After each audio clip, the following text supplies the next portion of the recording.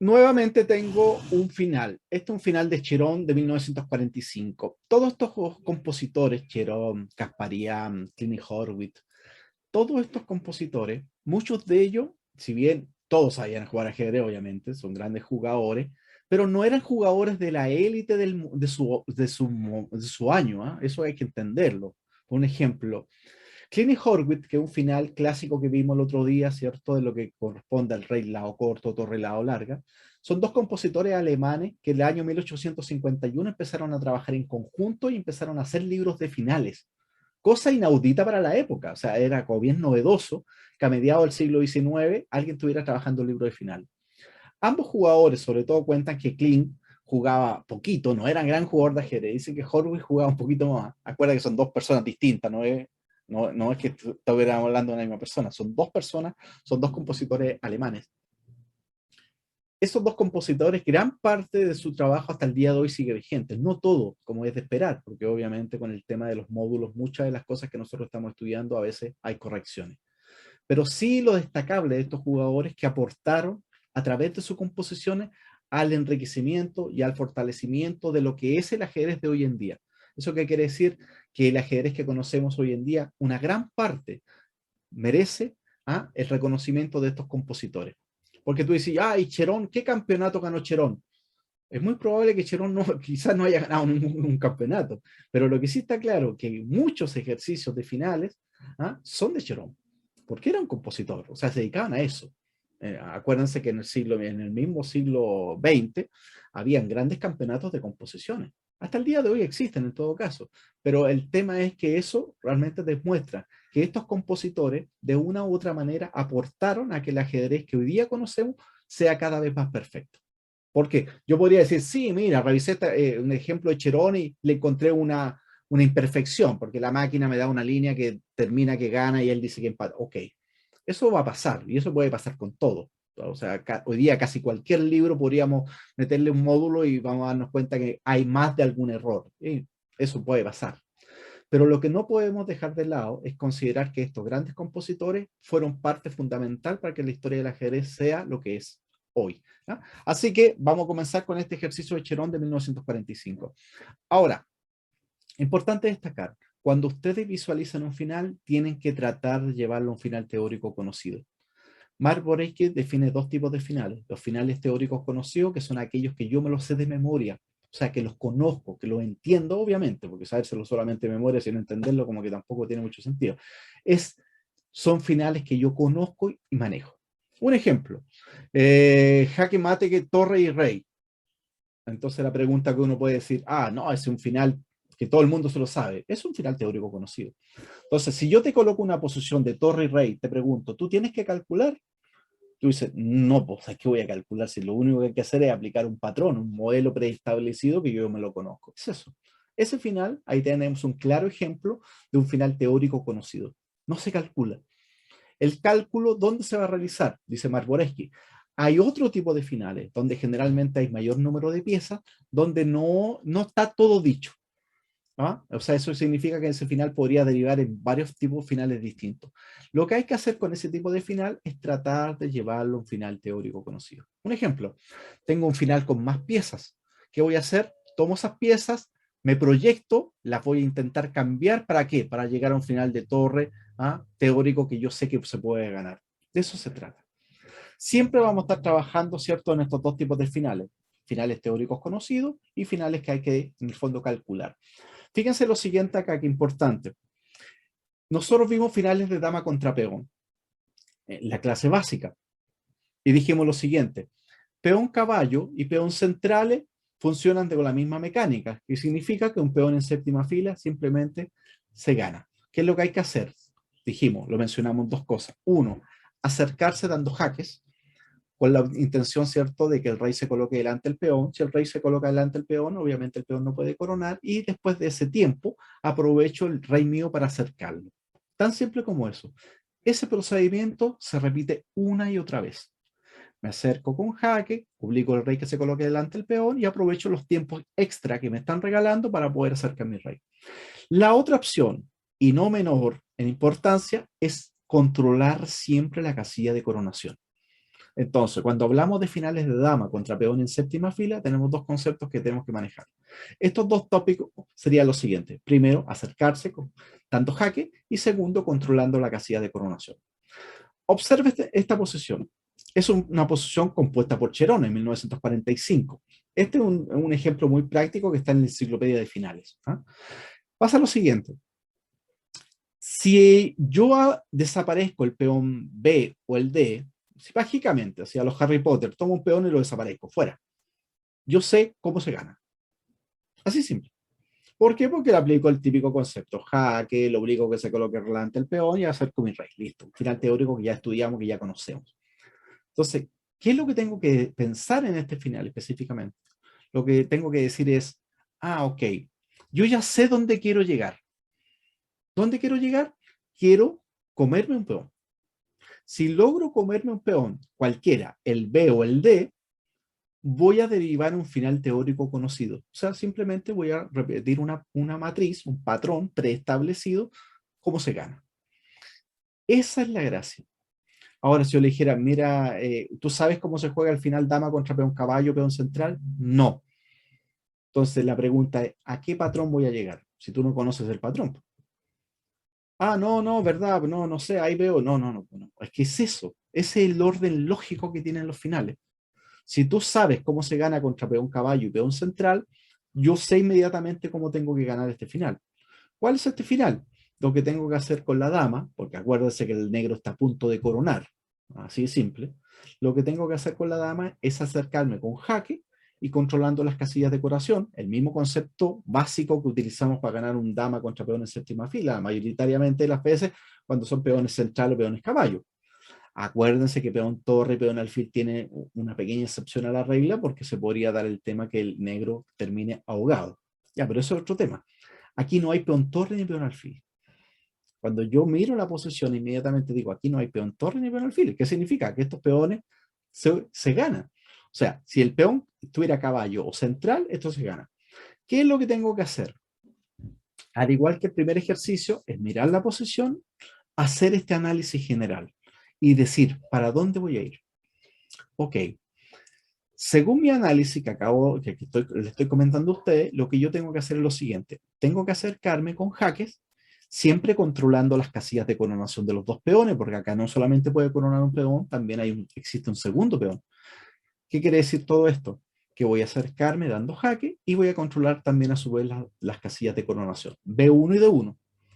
Después de eso, voy a llegar de tal punto, a tal cercanía, que quiero simplemente obligarlo a que el rey se coloque delante de un peón, porque es tan importante que el rey se coloque delante del peón para que nunca el peón pueda coronar.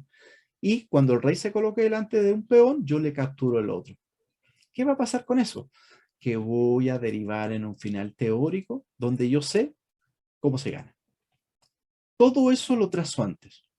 Si yo le coloco esta posición a un aficionado y el aficionado lo que hace es darme 20.000 jaques y no sabe para dónde va, como ustedes entenderán, si el objetivo no está claro, da lo mismo. Si uno va rápido, atrasado, da lo mismo. No tiene sentido. Carece de sentido en el fondo porque no sabes a dónde vas. Siempre traten de hacer una interpretación previa al final. ¿A qué se parece? ¿Qué vaso comunicante tiene con otro final? ¿A qué otro final puede tener alguna semejanza? No es igual, no importa, porque es muy difícil encontrar dos finales iguales. Vamos a encontrar, en todo caso. Hay patrones que sí se repiten. Pero poniendo en el caso, yo lo primero que defino entonces en este final, me identifico los peones. Si el peón fuera torre o peón alfil, eso cambia inmediatamente la valoración, porque sé que un peón torre y un peón alfil en séptima fila existe un método donde las negras podrían quedar ahogados o simplemente el blanco no pueda ganar. Todo va a depender de la cercanía que se encuentre el rey con ventaja. Eso lo comentamos también en la primera clase, dijimos que hay que tratar de evitar generalizaciones cuando en el fondo sabemos de antemano que hay posiciones que va a depender en este caso del rey. Peón torre en séptima fila y peón alfil en séptima fila, el aficionado dice, tabla siempre. No, va a depender dónde se encuentra el rey. Así que lo que tengo que evitar ese tipo de comentarios porque en el fondo la teoría de finales me indica que ese final va a ser tabla o se gana dependiendo de dónde se encuentre el rey. Si está cerquita, es muy probable que el final se termine ganando. Si el rey está más o menos lejos, o no alcanza a participar directamente en la acción, poco probable que logre llegar, así que simplemente entramos en el final teórico de tablas. Bien, ya tenemos trazados los planes generales del final.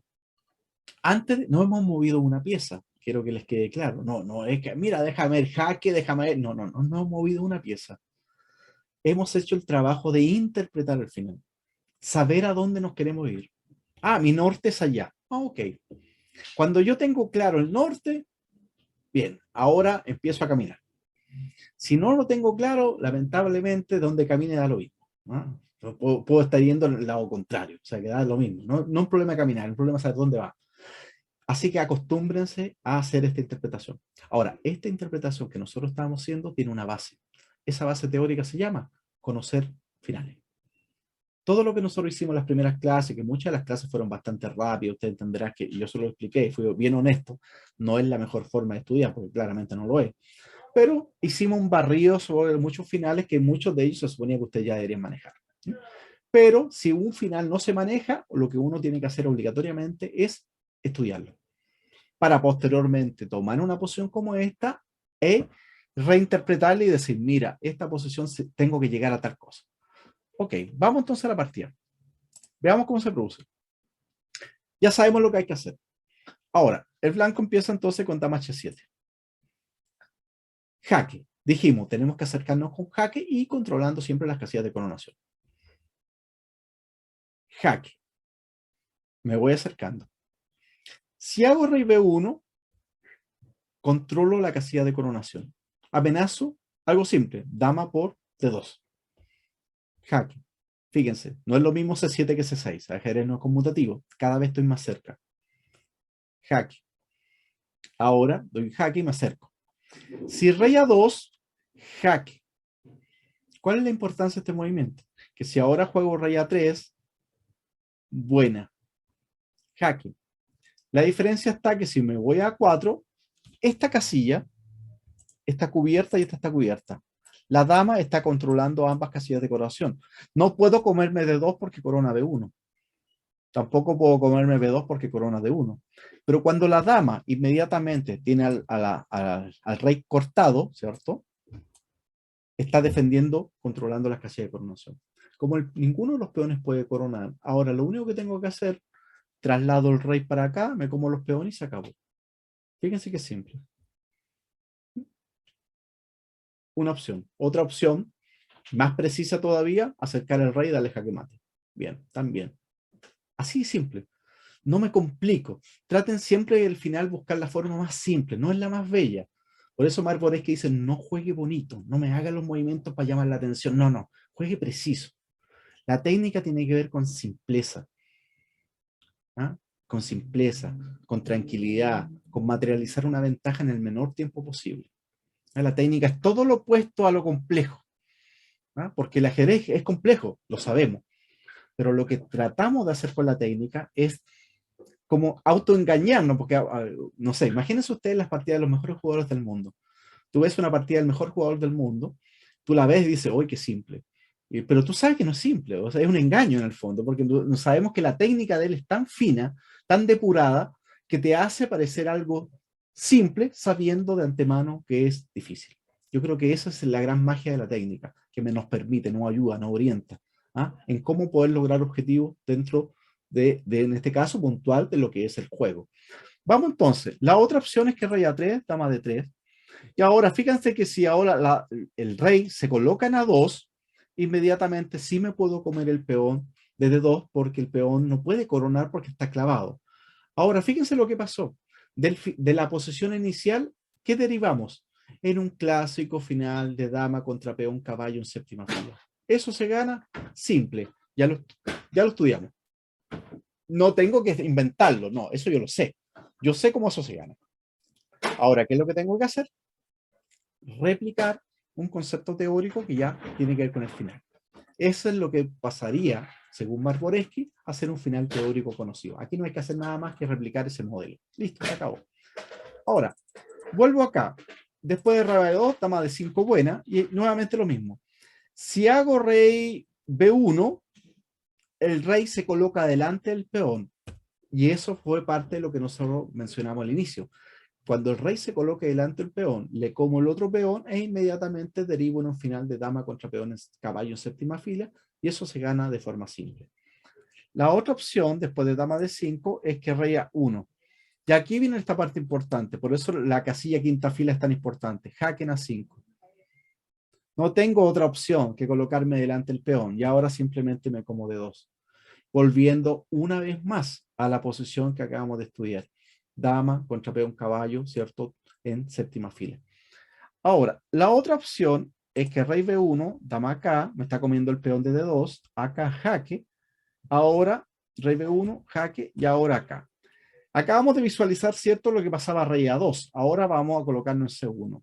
Cuando se coloca en C1 le doy jaque, en C4. Y ahora, un ejemplo, si se va a D1, le doy jaque. No jaque, le estoy controlando la casilla de coronación. Siempre es uno de los dos, jaque o controlo la casilla de coronación. Rey C1 y ahora simplemente dama C3. Cuando la dama finalmente tiene jaque en C3, le dice al rey negro, tienes dos opciones, te colocas delante del peón B, con lo cual te como D2, o te colocas delante del peón D, con lo cual te como B2. ¿Qué significa? Que con cualquier movimiento que tú hagas, yo te como el peón. Y eso que va a derivar en un final de dama contra peón, caballo o central, que da exactamente lo mismo porque se juegan de la misma manera.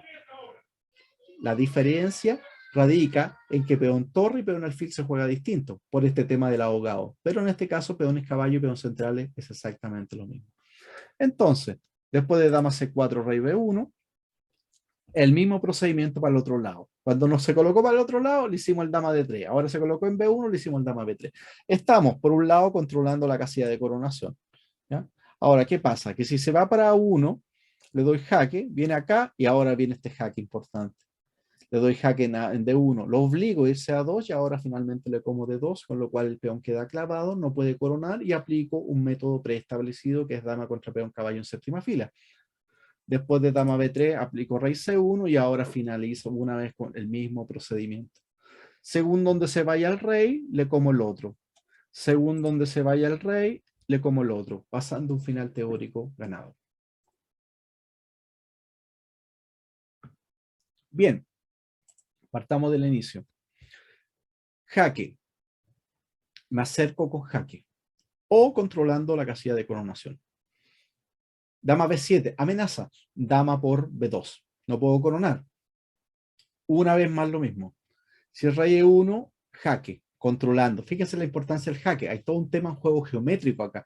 Jaque y a su vez controlo B1. Un ejemplo, se va a D1, jaque, lo obligo a irse a E2, le como el peón de B2 y ahora el peón de D2 queda clavado. Y ya sabemos lo que pasa ahí. Rey E1, jaque, ahora simplemente para F2. ¿Cuál es la diferencia que se va a F2? Ahora, cuando te vas a F2, inmediatamente dama B1. Cuando me coloco en B1, no solamente neutralizo el avance del peón B, también estoy neutralizando la coronación del otro.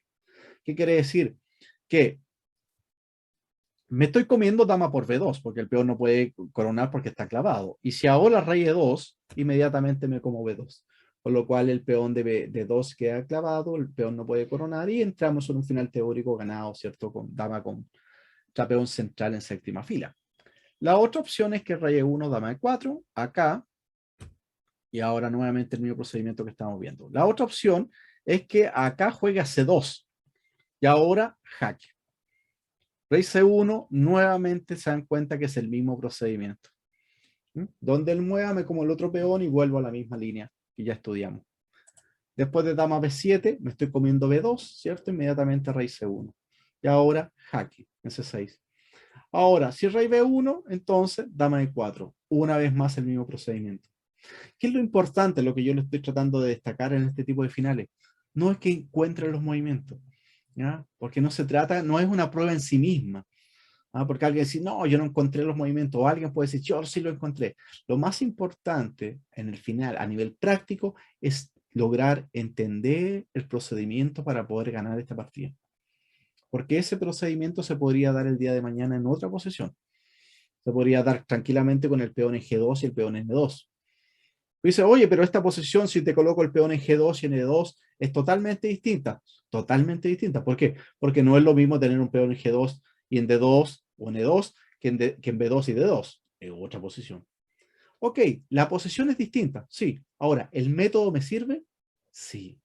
El método se puede volver a aplicar exactamente. Fíjense la diferencia.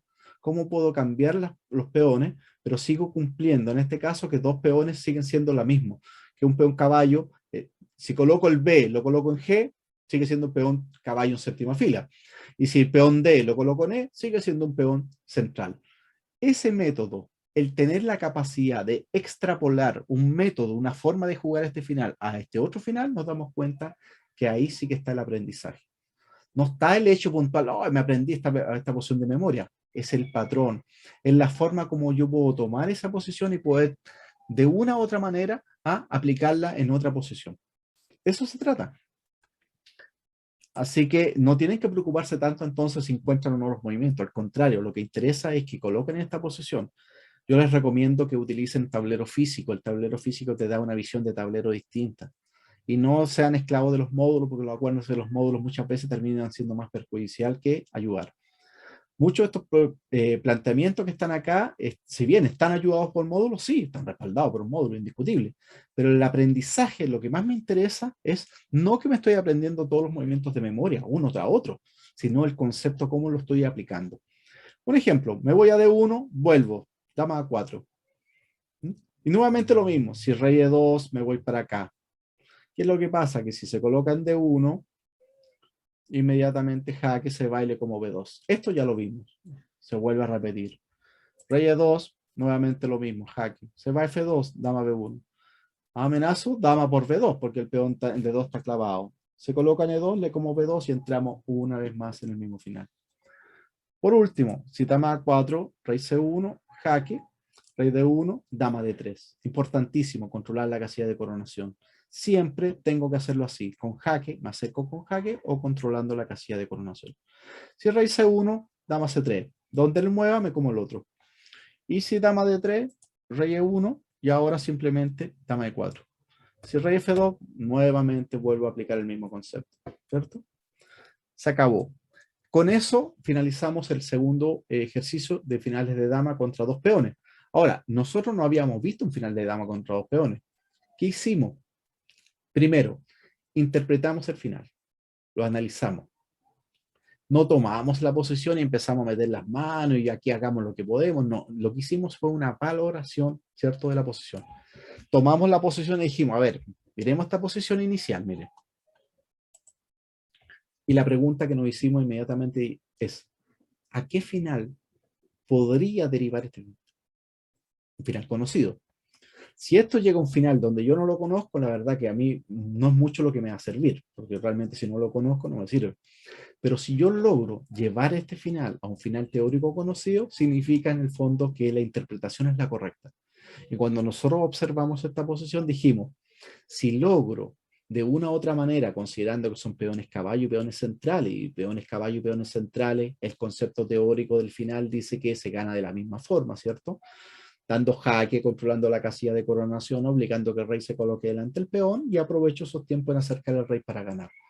Cuando interpreto esa posición realmente y me doy cuenta de ello, digo, entonces lo único que tengo que hacer en este final es aplicando los mismos conceptos generales del final dama contra peón, caballo central, que es jaque o controlando casilla de coronación.